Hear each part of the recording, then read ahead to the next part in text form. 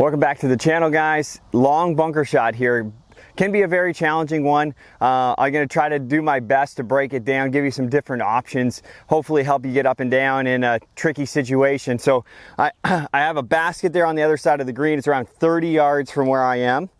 So how I break it down, and when I'm looking at bunker play, I have close range bunker shots, say inside 15 yards. I'm looking at my 60 degree.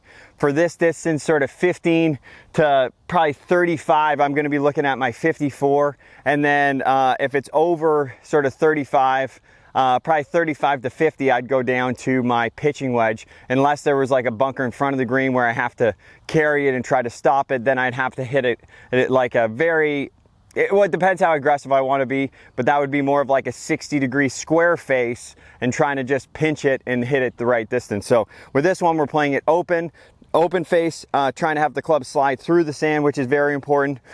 When we're looking at this length of shot, the pattern I see sometimes with players is they don't let the face start quite enough open, and then as they come in, they're squaring it too soon, and then that ends up making the wedge dig too much. Okay, so even though it's a long shot, we'll increase the speed a little bit, but we also want to make sure that we're delivering sort of the bounce into the sand. So the back part of the club is going to hit the sand. I do not want the club turning down on this bunker shot. Okay, so that is really important.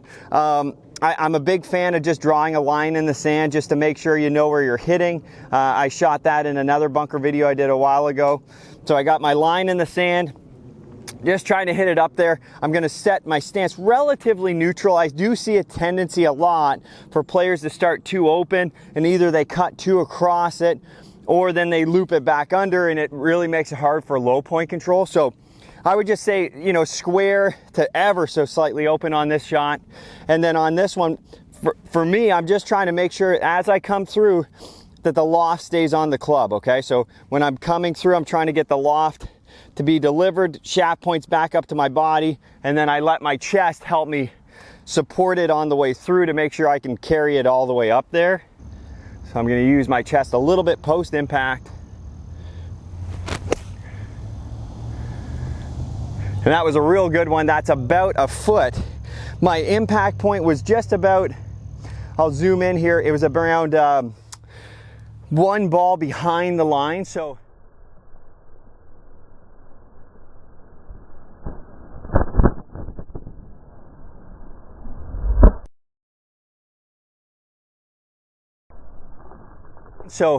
if you're going to err, because you have more speed, right? So sand conditions is a factor, but we'll say it's sort of standard sand conditions, not too soft, not too firm. If you have enough speed like I do on this shot, hitting it slightly behind the line is okay. There's a range where it's not going to be okay. If you get sort of 3 balls behind the line or 2.5, you're not going to be able to get it. So like the space behind the ball. So if I'm looking at, that's probably the most behind the ball I'd want to hit on this length of shot. You can get away with hitting more. It's just going to be hard to control if it's going to get all the way there, right? Because the more sand that I get in the way between the face and the ball, right?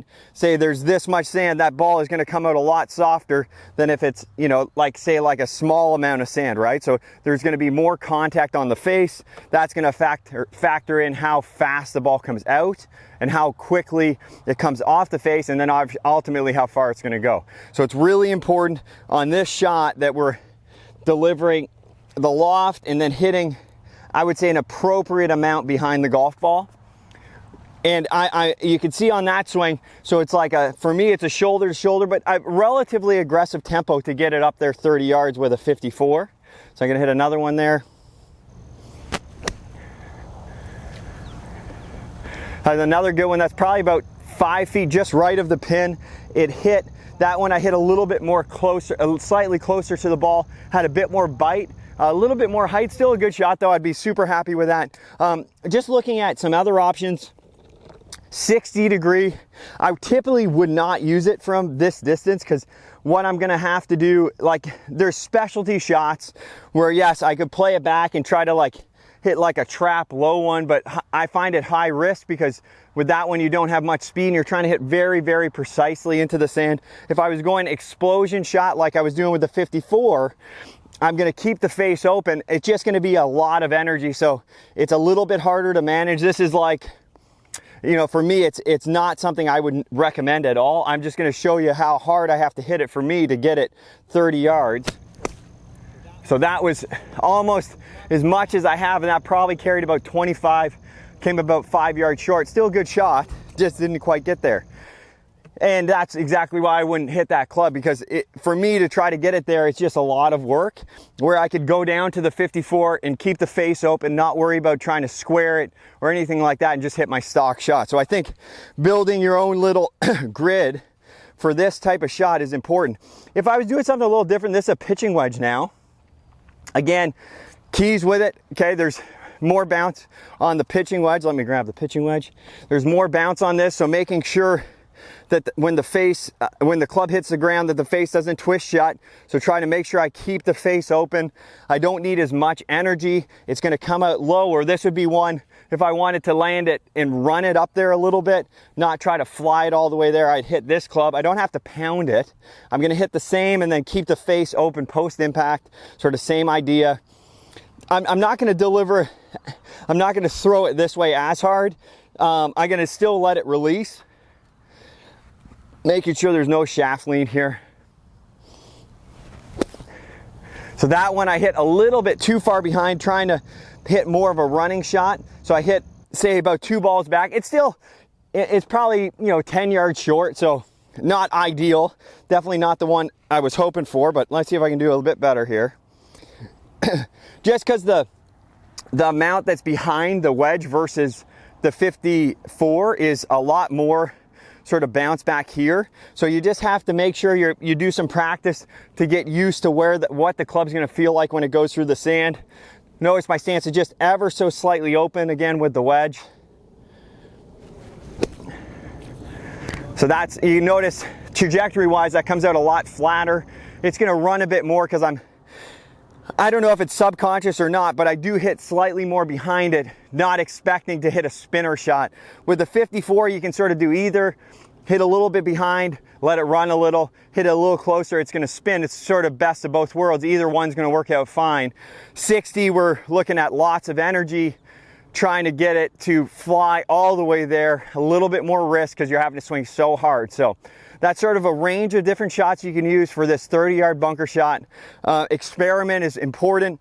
Draw that line in the sand, get a sense of where your club hits each time. From a setup standpoint, just a quick review, we're going, ball position is just forward of center, club face is open, pressure is on the lead leg, and then as I'm coming through, I'm making sure that the loft stays on the club. Super important. And then the club starts to point back at my body post impact, making sure I'm letting all the loft get delivered versus any of the twist and shutting the face. Definitely a no-go in the bunker. It's not going to be able to slide through or make that nice thump noise that you hear on TV when the guys are in the bunker. So I hope that helps. I hope that gives you a little more chance to get up and down from a 30-yard bunker shot. Definitely a challenging shot, but I think if you have the right tools and a bit of practice, you can make this one where you have a good chance to get up and down once in a while. I hope this helps. If you need any more help for your game, check out TimeReGolf.com.